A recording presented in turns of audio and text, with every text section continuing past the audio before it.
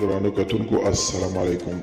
زه محمد سلمان همدرد د حق غږ پښتو چینل خبري لنډیز کې ستاسو کوربه اوس ستاسو پام را اړوم د مهمو خبرونو لنډیز ته.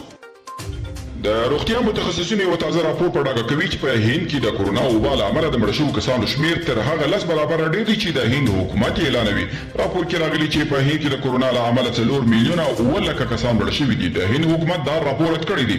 چین کې د بارانونو د سیلابونو له امله د 12 تنه مړه کېدو سره 1500 تنه ژغورل شوي دي او په زرګونه نور بیا خپلو سیمو پرېښودو ته اړ شوي دي.